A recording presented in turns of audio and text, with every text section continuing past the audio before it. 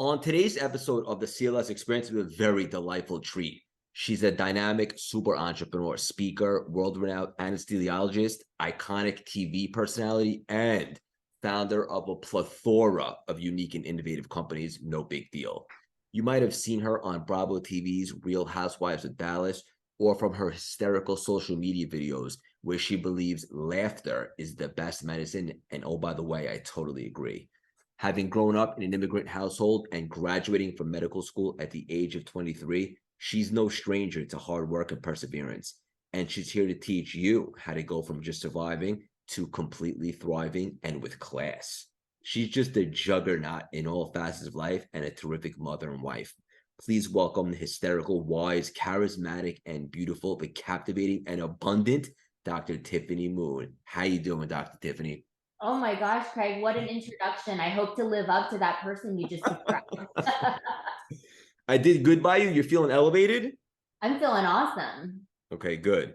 And we probably could have chatted for an hour before we hit record, but we're like, we should probably save this juicy stuff for the show.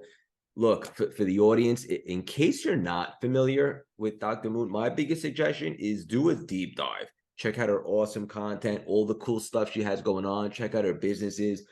Play catch up. What I think's most valuable today is we just have an unbelievable conversation. Before we dive in, we're going to get a little weird. You ready for me? I'm weird already. What is your superpower? Oh my gosh, I think getting things done. That's a pretty boring superpower, but it's helped me a lot in my life. So, like, how does one go about that? Like, you mean like not procrastinating, like just getting shit done, so to speak? Right. Not procrastinating, not letting the ball drop, not letting fear get in the way of taking that first step forward on a new project. There's just so many things that keep people from doing what they really want to do. And I'm like, you got to do it. Just one foot in front of the other. Just do it, man. Yeah, that was me forever, if I'm being honest. Like when I was on Wall Street a few years back, as I was telling you before we went on air, I wasn't stuck. I just felt stuck. And I want to tell the audience, like, there's a big difference there. I was buying into this story or this movie, this narrative in my head that this is it for me. And even like seeing people that were happily like in a relationship, like I would say that must be smoke and mirrors. And then when the pandemic happened, and I just took a second to just have a choice and be like, can I choose a different story or a different perspective? All of a sudden, everything began to open up, right? And I love that you just said that. Like, if you got something that you want to do, like, let's stop acting like we're gonna live twice, right? And also, don't be surprised how when you lean into that uncomfortable action, how doors begin to open and opportunities begin to present themselves. Yeah, exactly. You agree that? I agree completely. You see the people out there that are just killing it, doing things, and you're like, oh my gosh, they're so lucky. And it's like, it's not luck, bro. Like, you have to work hard to get that luck, you know? It's Right. not a matter of luck. And then the same people perpetually are unlucky. And I'm like, you are putting yourself in bad situations, you're making bad decisions. You know what I mean? I don't mean that for every single thing that happens. Obviously, there are some things that truly are just unlucky, but I always tell people you have to put yourself in a position to become lucky, right? 100%, right? What's the old expression? The harder you work, the luckier you get, or something like that. And Yeah, it's I was like Thomas Jefferson or somebody yeah, really smart said that. I already love you, so there's that. The audience is in for such a treat today. So when I really first started understanding how to like manifest, because this was a sexy term, but I really started understanding like you can elevate your frequency and you can become a vibrational match for abundance and you can collapse time. And for the first time in my life over the last couple of years, I'm actually having real time manifestations. I was never able to do that because now I'm able to implement the emotion in addition to just the thought, right? Because you don't really manifest what you want, you manifest what you are. And isn't it so interesting how when you're available, you don't have to worry so much about the how. Things begin to happen for you, and other people might call it luck. Right, exactly. When you start to resonate at the frequency that's correct for you, doors start opening for you. You become luckier. Your relationships start becoming better. And you're like, what's going on all of a sudden? Right? Yeah, Yeah.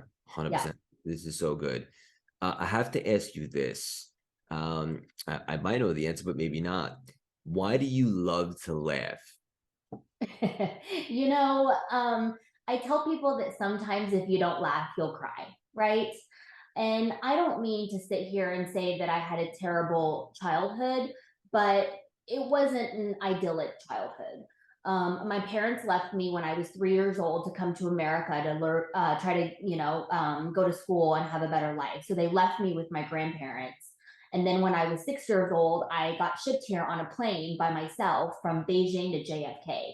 So I started first grade in New York, not knowing a lick of English. And as you can probably guess, the kids were incredibly mean to me. My parents were working all the time. I was a latchkey kid, and it was just not great. And now I like to make jokes about my childhood, about how my mom used to beat me with her house slipper if I didn't make straight A's, all those sorts of things I've turned into like funny TikTok skits. And people are like, why are you doing that? And I'm like, I don't know. I guess I'm just using laughter as a tool to work through my emotional trauma because I don't know what else to do.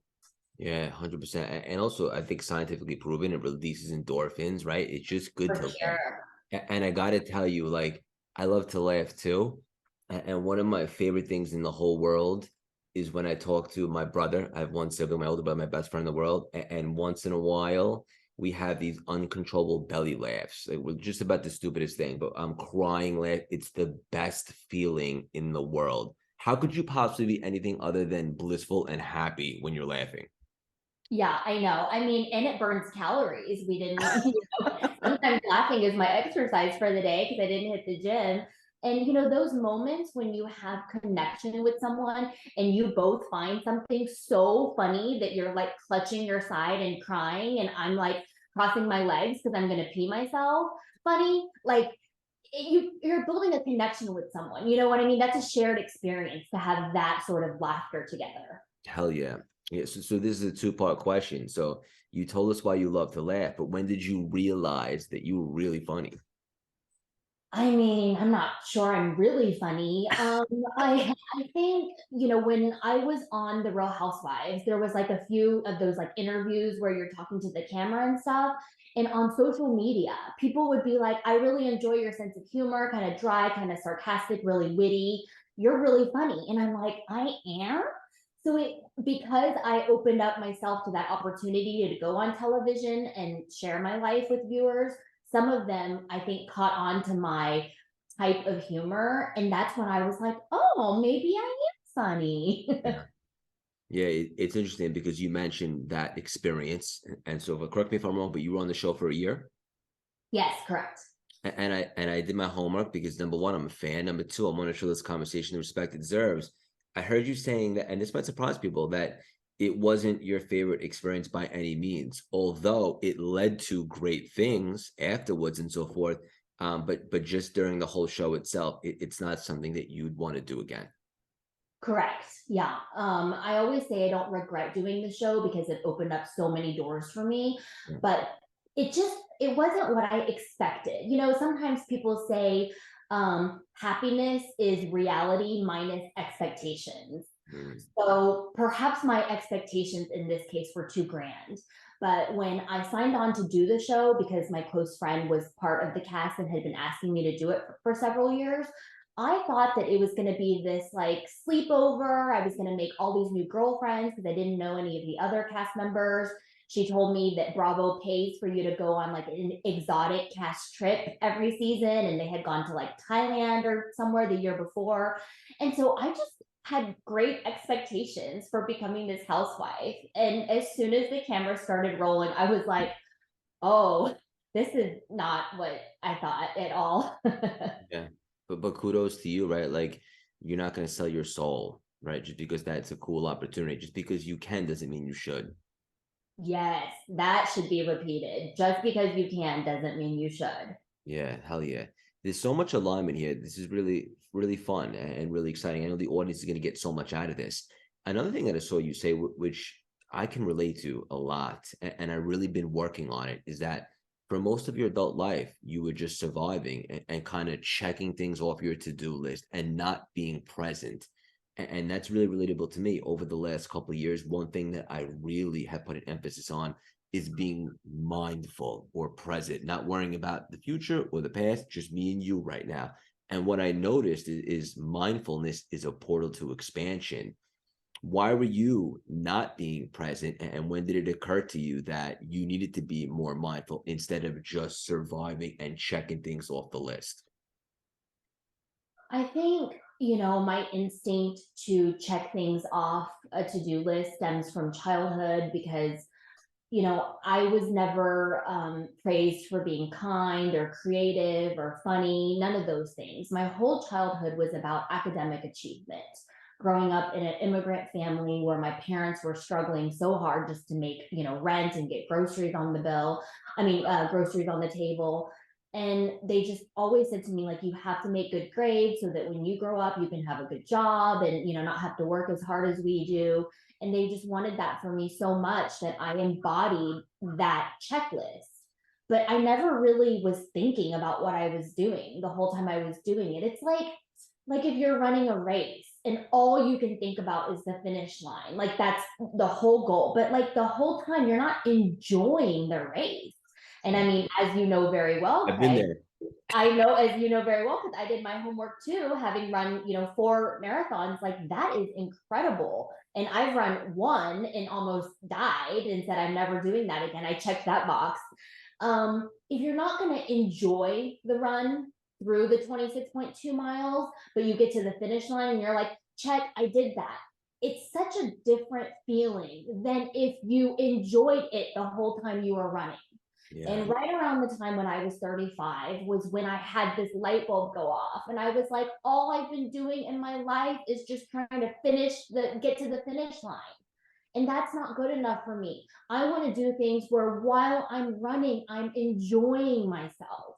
And that's sort of when I made the switch on like how I think about things, how I plan my day, who I choose to spend time with. Like it was really life changing. And I said to myself, 35 is almost midlife. The average life expectancy is around 80 years now. I said, I don't want the last 35 years of my life to be like the first 35 years. I want to be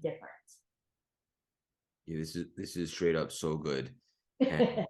and I can 100% relate to it. And look, just based upon human nature, like when you climb a mountain, most people will celebrate for a minute and then they're thinking about, all right, what's the next peak or what's the next mountain?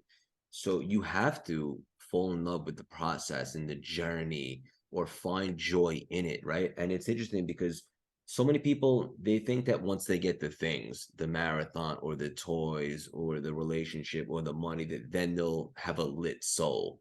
But the irony is no, right? You activate the lit soul now and you practice joy. And then ironically enough, you end up manifesting those things that you thought you needed to feel lit. Would you agree with that? Yes, I agree with that 100%. Yeah. So kudos for you for turning it around. And I did too, right? And like marry the process, divorce the outcome. Fine. And I'm still working on this, if I'm being honest with you, because I have that type of personality. Like I'm a go-getter and you have big audacious goals and so forth. But there's something to be said about just the day to day, right? Falling in love with the in-between stuff. Yeah. I mean, if you don't enjoy the process, it's going to be a long life to live, just trying to reach for the end goal if you're not enjoying it all along. 100%. And you mentioned um you this is kind of a product of your environment. Maybe you rubbed off on your personality and so forth. And I heard you saying somewhere when you would bring home like a 98 on your test, your dad would be like, oh, what happened to the other 2 points? Yeah, not only did he say what happened to your other 2 points, because back then you bring a paper with a red circle on what you Sure. missed. He said, we are now going to do 10 pages of that kind of problem. So next time you encounter it, you won't get that wrong. And he made me, like, he gave me extra homework. So whatever I missed, I was going to not miss that next time. And that's sort of how I grew up. Yeah. Hell yeah. Um, I heard you say that you're an introvert at heart, and so am I, which surprises people often. Is that true? Yeah, I once told somebody that I was an introvert and they're like, "Oh, no you're not." And I was like, "Okay, I guess you know more about me than I know about myself." It's just I think how you define it. The way I define introvert is I recharge my batteries when I'm alone, reading, journaling, meditating, Same. cuddling with my dog. And I love, like, this conversation that we're having is resonating and vibrating on such a high frequency. I love it. But afterwards, I need to sit down and have a cup of tea and reflect on our conversation. I can't just go on to the next thing because I've used, my energy to have this with you. And then I need to recharge my battery a little bit. Whereas my extrovert friends, like, they recharge by going out and talking to more people. And I'm like, no, I can't. Like, my social battery is drained for today. Like, I'm done interacting with people for today. Thank you. I'm the same. Like I replenish in solitude, right? Right. Even like this weekend, like we threw a big event here in Manhattan. We had people flying from all over the world, and in between like the workshop mastermind and then dinner, I disappeared for a half hour. I literally just came home and just sat in silence and just took a second, recharge my batteries, and then I was ready to go out. But I needed that moment to kind of recharge. Yes, exactly. Yeah. I know you're really big into female empowerment, and rightfully so. Why is that so important for you? I'd love to say that we're on an equal playing field, but it's simply not true. We're still the only, country that doesn't have paid maternal leave. It's crazy. I went back to work 6 weeks after having twins, full time plus overnight call. Like, because they said my FMLA had run out, and it was like, either come back to work or you don't have a job anymore. It's just crazy to me. And girls, women, I think, deal with a set of factors that are unique and different from men. I think in a lot of traditional households, it's mostly the woman's responsibility to make sure the kids are on their schedule, they have their weekend activities, their afternoon activities, keep the house running, whether or not they work outside the home. And sometimes people want to turn this into a working mom versus not working mom thing. And I'm like, no, no, no, no, no. Like, that's not what this is about. This is about equipping women with the resources so they can do whatever they want, whether that's staying home full time with their kids or doing that part time and going to work outside of the home. We just need to equip them with resources like paid maternity leave, better childcare. There's times when I've been scheduled to go to the operating room to provide anesthesia for patients that have surgery scheduled, but then in the morning, my kiddo's throwing up and has a 103 fever.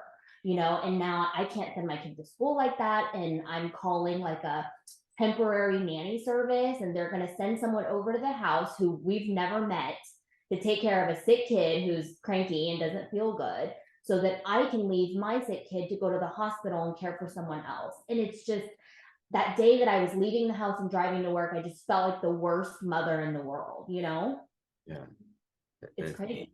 Yeah, that's deep. And so, what can we all do collectively, right? Like, how can we all play our part to get better at this?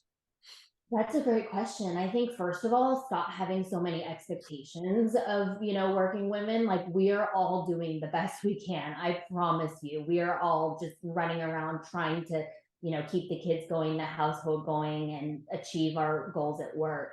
And not everyone's goals are the same. So stop judging other people by your goals and expectations. Just give each other a little grace. Honestly, it's that simple. Yeah, beautifully said. Love this. This conversation is deeper than I expected, which is the best type of conversations. Pretty deep for a housewife, huh? That's just the stereotype. You're I know. so much more to you that meets the eye, and it's one of the reasons why I wanted to have you on the show. We're very selective. On a lighter note, for a second, your style is pretty cool. Where does your inspiration come for your style? Oh my gosh, I Where do get, I begin, right? yeah, so many places. I don't follow trends. I tend to think I'm more of like a classic style kind of person. Audrey Hepburn, Coco Chanel. All these like classic magazines and print media that we see now. Seeing things on Instagram. I love really structural pieces, playing with shadows, different lighting. In terms of colors, I'm pretty basic. Most of my closet is black, white, or tan, and then I have one section of colorful clothes. But I don't know. I don't know how I would describe my style. Maybe classic with a twist. Ooh, I like that. To be honest, when I look at you and And I just think of you, one word that comes to mind, and I use it in the intro, is classy. I love that. Thank you. Yeah. Yeah, whenever, things happen in life, which they always do, sometimes you will Spoiler alert. Yes. I will always tell people, I'm like, keep it classy, dude, keep it classy. Because sometimes, at the end of a long day when my social battery is on red, I have the urge to not keep it classy. I'm about to stoop to their level. You know, when Michelle Obama said, when they go low, you go high, I'm like, I'm about to go lower. But no, I should do what you've said, which is keep it classy. But you have an edge to you, and I like that. Yeah, you have to have a little edge these days, or people will walk all over you. It's like my fiance. She's from Ukraine, so Oh, she's that immigrant mentality. I mean, she moved here when she was 14, but like, she has an immigrant mentality. And it's funny because I never used to be this nice, but like since I reinvented myself, a lot of times, most of the time, I try to give everyone the benefit of the doubt, and she's always like, some people don't deserve it. Like, she's a little savage. She's like the perfect combination of gentle and savage. But I need that in my life because you're like you just said, like, look, it's a case by case, I think. Otherwise, people walk all over you. right. And I mean, it's not bad to have a little edge, like I'm not out there trying to insult or hurt anybody, but it's also good to let people know when they get a little too close, you give them a little warning growl, right? That's it, 100%. And Yeah. and speaking of alignment, I also saw you talking about this, and this is what I do too. You love to multitask, and you gave an example, like while you're working out, you'll be listening to a podcast, right? Yes. Same. There's just not enough time in the day, right? So if you could No. bang that out, like being mentally fit while being physically fit, it's a no-brainer. Right. I mean, people sometimes ask me, they're like, oh, you're a doctor, you're a mom, you run these businesses, you do social media. Like, how do you do all that? And I'm like, because I plan things out methodically. I don't just wake up at 8 o'clock in the morning and be like, what should I do today? No, I mean, I'll show you my calendar. It's that shit crazy. It's down to 15-minute increments.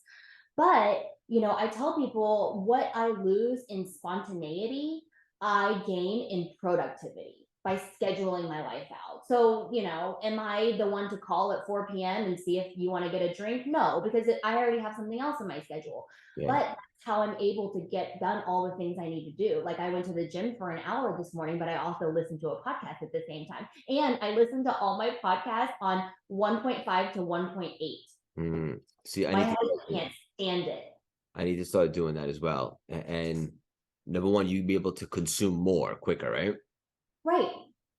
Yeah. I should do that with audiobooks because I'm so busy right now in the best way possible, back to back. And just like you, like that's, to be honest with you, my favorite days are when I don't even come up for air. And then at the end of the day, I'm so exhausted from a great day. Whereas like the old Craig, like in the Wall Street days, like at the end of the day, I'd be depleted because I didn't really love it. But I love to have in fact, if there is ever an unexpected open in my schedule, it makes me feel a little weird. Me too. Like if somebody cancels a meeting on me, I'm like, okay, so then I guess I'll go through my emails and, Yeah, out or something, but I feel like a little bit weird. 100%. How important is fitness to you?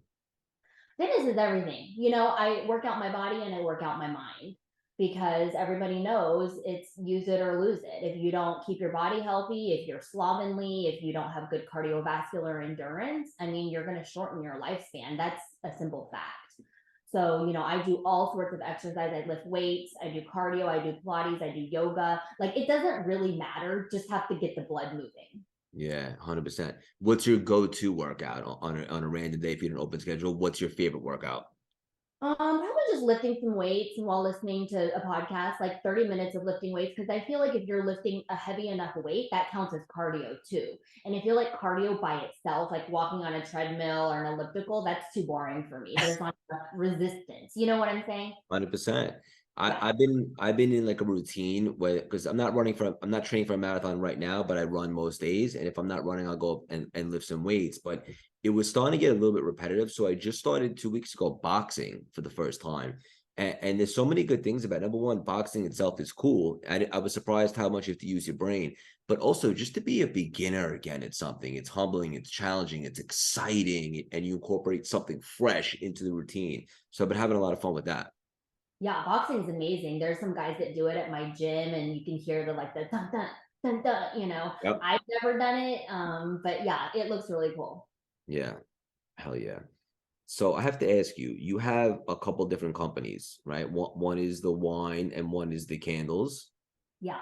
Why those? And if you had to choose, maybe I'm not allowed to ask this, which one are you more passionate about? No, you're allowed to ask. So the wine I started with my husband, gosh, like 12 years ago. I did my anesthesia residency at UC San Francisco, which is just like an hour and a half away from Napa. And we were doing long distance at the time. He was in Dallas and I was in San Francisco. So once a month on the weekends that I had the whole weekend off, he would fly in from Dallas and we'd drive up to Napa, do wine tastings, all that sort of stuff. And we ended up making friends with a winemaker. And he was like, "You have a really good palate." And I was like, "I do." He's like, "Have you ever considered making your own wine?" And I was like, "No." And he's like, "Well, I have a friend that has a private label. Maybe I could connect you." And one thing led to another. And 3 years later, we were bottling our first vintage of Cabernet Sauvignon from Napa.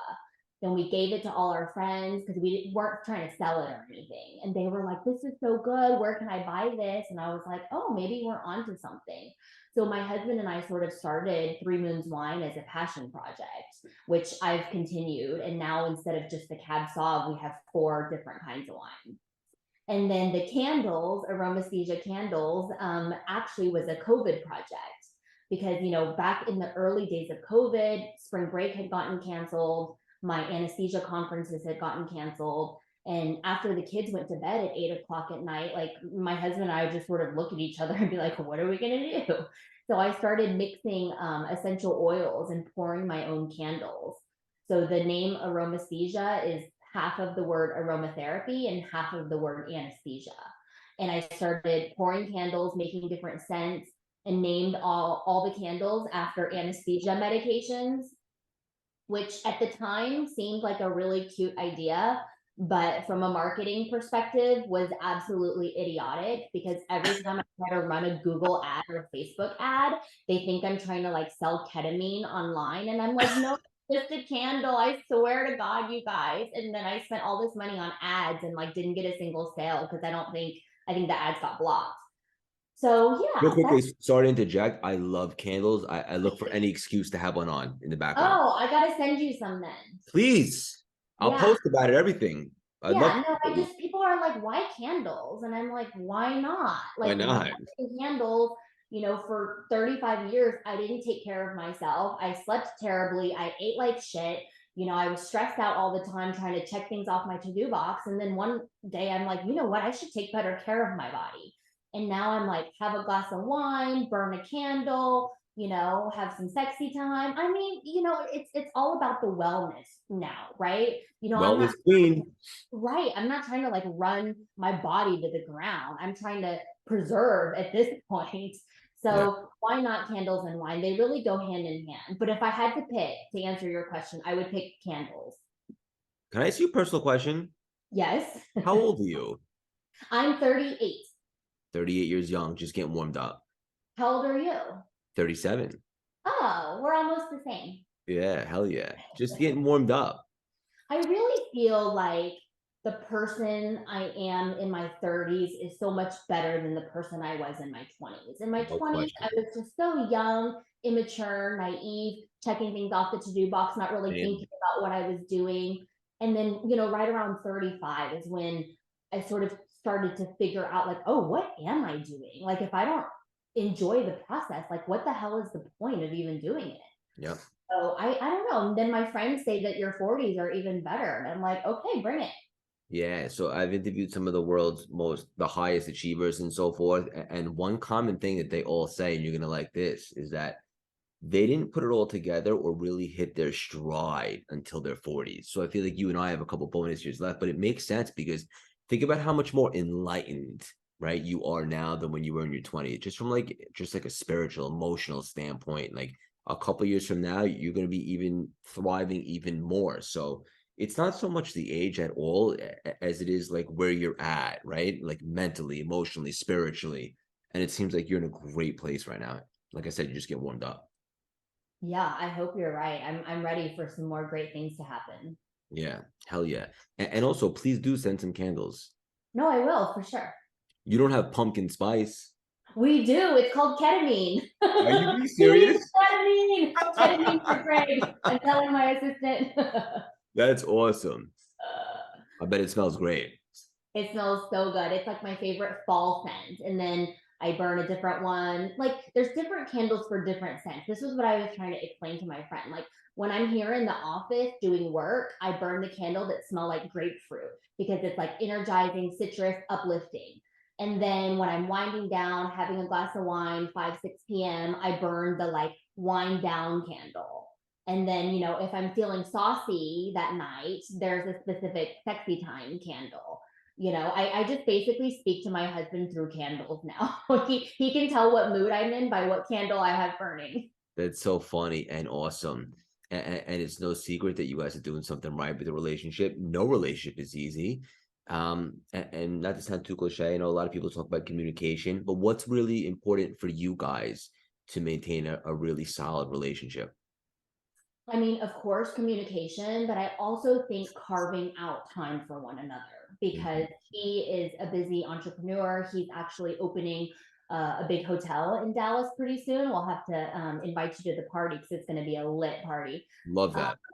and he's so busy and I'm so busy and we have the kids and they always say like after you have kids you sort of prioritize the kids over your marriage or you two as a unit and I'm like I don't think that's the right way. We carve out time every week for us to have a date night and just talk and laugh and have fun and do something that's interesting because if you don't, I think some of the marriages that I've seen not work out, like it's like nothing really happened, but they just grew apart. Like they Mhm. stopped doing stuff together. Do you know what Yeah, I mean? And I 100%. don't want to do that. So I always want to carve out time and like go to the Mavs game with my husband, even though truth be told, I don't love the Mavs. Sorry, Mark Cuban, but I go and I cheer because my husband really cares about the Mavs. You know what I mean? So I go for him to spend quality time with him. Yes, I love that. And I'm always saying now, my fiance, like always date your partner, right? Don't ever Yes. place it. Like still treat each other like it's brand new and it's fresh and it's exciting. And don't ever lose that. Yes, that's really important. Yeah, never take each other for granted because it's easy. I mean, we've been married for 10 years. Mhm. So, I take for granted that I have a warm body to sleep next to. It was really bad weather in Dallas, and I still had to drive to the operating room, but I'm not a very good driver. And my husband said, you know what? I'm going to drive you to work today because I don't want you driving. And when you're off your shift, call me and I'll come and pick you back up. And I thought, that's such a small thing, but like, after being married for 10 years, like that still really touches me. Yeah, of course. I love that. I love that you shared that. So you're still like you're a doctor by trade, like every day you go to work? Yes, sir. Still working. Do a lot of high risk anesthesia. I always joke that I don't know what like a healthy patient looks like because all my patients are like CHF, COPD, sleep apnea. Mm. Um, I do a lot of teaching and I also do a lot of research. So I've published probably 50 book chapters, original manuscripts, editorials, things like that. So I'm a pure academic anesthesiologist. Yeah, so cool. Between that and the other businesses, you got a lot on your plate. It's a lot, right? But I wouldn't have it any other way. Same. Yeah, and who knows what's next? I don't know. I think I might start working on a book. Maybe I'll have to ping you for some advice on how one goes about writing a book. Yeah. You've been through so much, and you and I, we both had this sort of turning point in our lives, and I want to share that with other people because back when I was stuck like that, it would have been really helpful to read something from someone who had done it. Maybe it would have taught me something or inspired because for a few years I felt like I was treading water for a while. Same. This is so good. So much synergy here. And we just handed in the manuscript with Wiley, big publisher. And now we're in the final stages with the edits and so forth. And look, I wanted to write a book when I reinvented myself, but I wasn't up. I wanted to do it right. Nothing against self-publishing. I just wanted to do it with a major publishing house. So I put it out there and then I just kept, working and then ironically manifested. They came to us with a huge book deal and I'm really grateful for it, but I had no experience. I'm not a writer per se, but I got a process going and I banged out the whole thing, 50,000 words in 1 month. I just had a routine, Oh you my probably like this one. I woke up every day at 4 before the rest of the world was pitch black out, and I'd write for about an hour, hour and a half, and that would be like 1,000, 1,500 words a day. And I didn't know where the book started to just write itself. It was so like therapeutic. It was beautiful. And you really feel like you gave birth to something. And I love what you just said. Like you wish you had someone maybe when you were going through something that could just show you like you don't need to have all these qualifications to get ahead, right? To reinvent yourself. You just have to have grit, perseverance, and believe and change your perspective on what's possible for you. So I'm excited for you if and when you lean into that journey for sure. Yeah, I'll definitely need to get some advice for you, from you, because right now I want to, but I'm looking at my schedule and I'm like, when do I have time to go write a book? So Yeah. I'm gonna have to make the time, and that's the other thing. It's not gonna 4 hours are just magically gonna appear every week. I'm gonna have to carve out that time like you did. Yeah. Well, let me ask you this. Would it be more of a book of like your story? Would it be on a specific topic or you don't even know? No, I think it would be sort of, I don't know what it's called, like a memoir with a Yeah. message, sort of Yeah. my story, but also like the mistakes I've made and what lessons I've learned. Yeah, a fun exercise that you could do, challenge you over the next week or so. If you find yourself with an extra 15 minutes, I know that's tough for you, but just put together like a table of contents for the goof. And you don't even have to do it in one sitting. Maybe you can come back to it. But as you do that, you'll start to craft like what it would look like and you can begin to shape it up. And who knows what that might lead to. Yeah, yeah. No, I'm definitely, it's on my like long-term to-do list. Hell yeah. I got to ask you this for the audience. You're big on this and you've done such a great job with it. And I know there's a lot of people out there that feel stuck. How can people stop surviving and make that quantum shift towards thriving? I think you have to do like a deep values assessment and ask yourself, when are the times when I feel passionate? What could I have a conversation with a stranger on for 2 hours and talk on and on and on? And then look at your life. For 2 weeks, I wrote down what I did every 24 hours. I slept, I exercised, I played with the kids, whatever. And then I looked at my values and it wasn't matching up. What I was spending the bulk of my time doing did not match up with my passions and values that I said I wanted to have. I want to talk to other female entrepreneurs. I want to exercise my creativity by having my own company because no one wants a creative anesthesiologist. Can you imagine? Like, what does this drug do? Well, let's find out. And I love my job as an anesthesiologist, but I felt very stifled and stuck, and I wasn't exercising the right part of my brain. And so when I did that values assessment and then looked at how that was not matching up with how I spent my time, is when I started to make those changes. That's deep. And also, like, I think you said somewhere along the lines of like you were growing up, you kind of suppressed your feelings, right? And it seems like now you're talking about like take a second, take some inventory and acknowledge them, right? Yeah. I grew up in a traditional Chinese household. Sometimes I would cry about something, and my dad would like yell at me and he'd be like, stop crying. If you're going to cry, go to your room. And so I sort of learned from a early childhood, like crying is bad, having feelings is bad. So I just learned to be like very stoic and suppress my emotions. But overall, that was not good because then I was like, 30 years old and I was like, I don't even know how to feel anymore. I feel so numb. Yeah. So good. And also like the results that you're getting in your life are most likely a direct result of how you're feeling, right? Because we said earlier, you don't manifest what you want, you manifest what you could become and sustain vibrationally.